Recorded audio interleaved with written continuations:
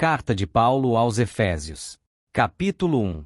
Paulo, apóstolo de Jesus Cristo, pela vontade de Deus, aos santos que estão em Éfeso, e fiéis em Cristo Jesus. A vós graça, e paz da parte de Deus nosso Pai e do Senhor Jesus Cristo. Bendito Deus e Pai de nosso Senhor Jesus Cristo, o qual nos abençoou com todas as bênçãos espirituais nos lugares celestiais em Cristo. Como também nos elegeu nele antes da fundação do mundo, para que fossemos santos e irrepreensíveis diante dele em amor. E nos predestinou para filhos de adoção por Jesus Cristo, para si mesmo, segundo o beneplácito de sua vontade, para louvor da glória de sua graça, pela qual nos fez agradáveis a si no amado, em quem temos a redenção pelo seu sangue, a remissão das ofensas, segundo as riquezas da sua graça, que ele fez abundar para conosco em toda sabedoria e prudência, descobrindo-nos o mistério da sua vontade, segundo o seu beneplácito, que propusera em si mesmo, de tornar a congregar em Cristo todas as coisas, na dispensação da plenitude dos tempos, tanto as que estão nos céus como as que estão na terra. Nele, digo, em quem também fomos feitos herança, havendo sido predestinados, conforme o propósito daquele que faz todas as coisas, segundo o conselho da sua vontade, com o fim de sermos para louvor da sua glória, nós os que primeiro esperamos em Cristo, em quem também vós estáis, depois que ouvistes a palavra da verdade, o evangelho da vossa salvação, e, tendo nele também crido, fostes selados com o Espírito Santo da promessa, o qual é o penhor da nossa herança, para a redenção da possessão adquirida, para louvor da sua glória. Por isso, ouvindo eu também a fé que entre vós há no Senhor Jesus, e o vosso amor para com todos os santos, não cesso de dar graças a Deus por vós, lembrando-me de vós nas minhas orações, para que o Deus de nosso Senhor Jesus Cristo, o Pai da glória, vos dê em seu conhecimento o espírito de sabedoria e de revelação, tendo iluminados os olhos do vosso entendimento, para que saibais qual seja a esperança da sua vocação, e quais as riquezas da glória da sua herança nos santos, e qual a sobreexcelente grandeza do seu poder sobre nós, os que cremos, segundo a operação da força do seu poder, que manifestou em Cristo, ressuscitando-o dentre os mortos, e pondo à sua direita nos céus, acima de todo principado, e poder, e potestade, e domínio, e de todo nome que se nomeia, não só neste século, mas também no vindouro. E sujeitou todas as coisas a seus pés, e sobre todas as coisas o constituiu como cabeça da igreja, que é o seu corpo, a plenitude daquele que cumpre tudo em todos. Capítulo 2. E vos vivificou, estando vós mortos em ofensas e pecados, em que noutro tempo andastes segundo o curso deste mundo, segundo o príncipe das potestades do ar, do espírito que agora opera nos filhos da desobediência, entre os quais todos nós também antes andávamos nos desejos da nossa carne, fazendo a vontade da carne e dos pensamentos, e éramos por natureza filhos da ira, como os outros também. Mas Deus, que é riquíssimo em misericórdia, pelo seu muito amor com que nos amou, estando nós ainda mortos em nossas ofensas, nos vivificou juntamente com Cristo, pela graça sois salvos. E nos ressuscitou juntamente com ele e nos fez assentar nos lugares celestiais, em Cristo Jesus, para mostrar nos séculos vindouros as abundantes riquezas da sua graça pela sua benignidade para conosco em Cristo Jesus. Porque pela graça sois salvos, por meio da fé, e isto não vem de vós, é dom de Deus. Não vem das obras, para que ninguém se glorie. Porque somos feitura sua, criados em Cristo Jesus para as boas obras, as quais Deus preparou para que andássemos nelas. Portanto, lembrai-vos de que vós noutro tempo eres gentios na carne, e chamados incircuncisão pelos que na carne se chamam circuncisão feita pela mão dos homens. Que naquele tempo estáveis sem Cristo, separados da comunidade de Israel, e estranhos às alianças da promessa, não tendo esperança, e sem Deus no mundo. Mas agora em Cristo Jesus, vós, que antes estáveis longe, já pelo sangue de Cristo chegastes perto. Porque ele é a nossa paz, o qual de ambos os povos fez um, e, derrubando a parede de separação que estava no meio, na sua carne desfez a inimizade, isto é, a lei dos mandamentos, que consistia em ordenanças, para criar em si mesmo dos dois um novo homem, fazendo a paz. E pela cruz reconciliar ambos com Deus em um corpo, matando com elas inimizades. E, vindo, ele evangelizou a paz, a vós que estáveis longe, e aos que estavam perto. Porque por ele ambos temos acesso ao Pai em um mesmo Espírito. Assim que já não sois estrangeiros, nem forasteiros, mas concidadãos dos santos, e da família de Deus. edificado sobre o fundamento dos apóstolos e dos profetas, de que Jesus Cristo é a principal pedra da esquina, no qual todo o edifício, bem ajustado, cresce para templo santo no Senhor, no qual também vós juntamente sois edificados para a morada de Deus em Espírito. Capítulo 3. Por esta causa eu, Paulo, sou prisioneiro de Jesus Cristo por vós, os gentios. Se é que tendes ouvido a dispensação da graça de Deus, que para convosco me foi dada.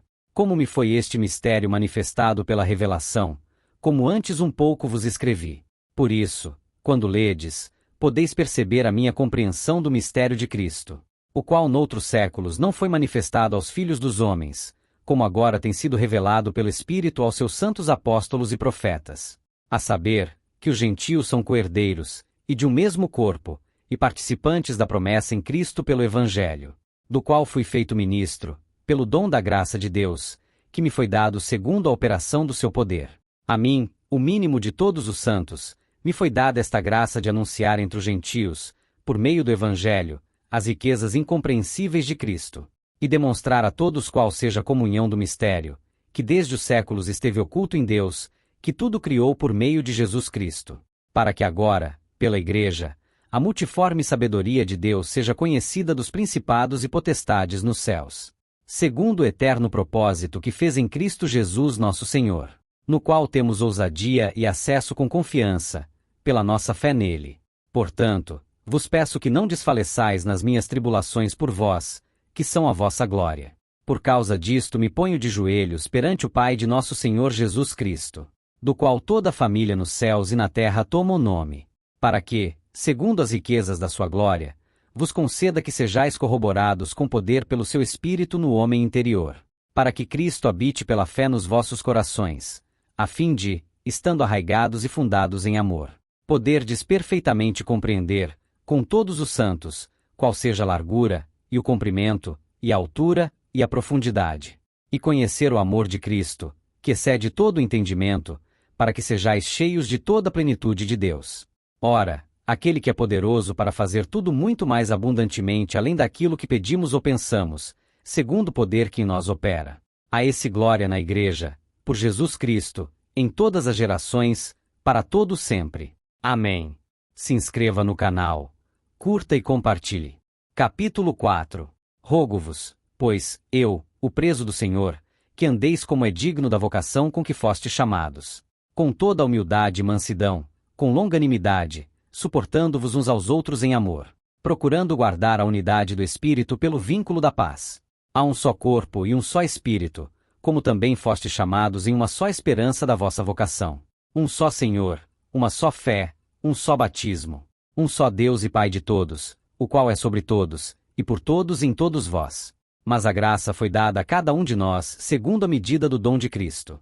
Por isso diz, subindo ao alto, levou cativo o cativeiro e deu dons aos homens. Ora, isto, ele subiu, que é, senão que também antes tinha descido às partes mais baixas da terra. Aquele que desceu é também o mesmo que subiu acima de todos os céus, para cumprir todas as coisas.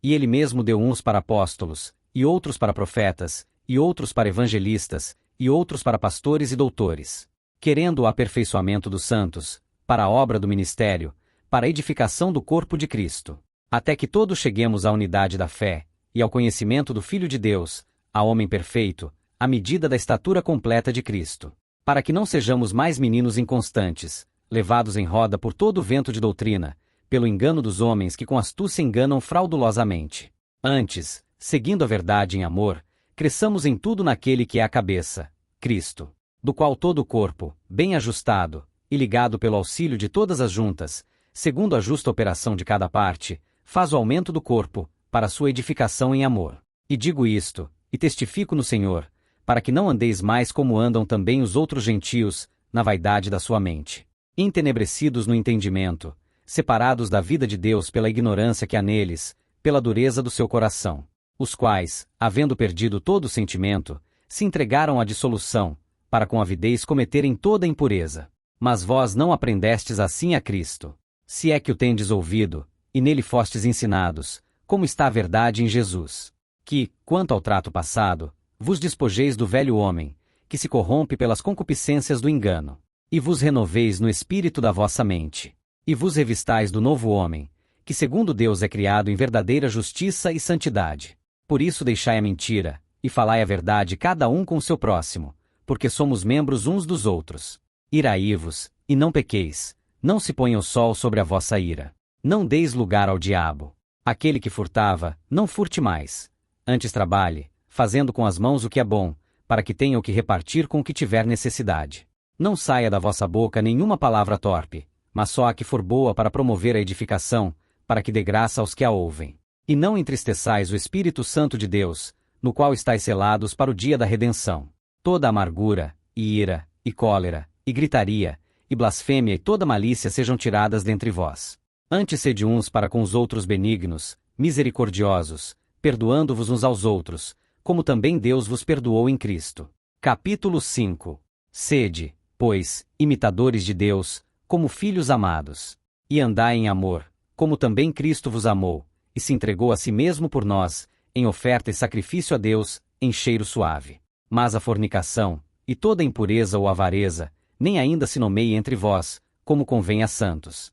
Nem torpezas, nem parvoíces, nem chocarrices, que não convém, mas antes, ações de graças. Porque bem sabeis isto, que nenhum devasso, ou impuro, ou avarento, o qual é idólatra, tem herança no reino de Cristo e de Deus.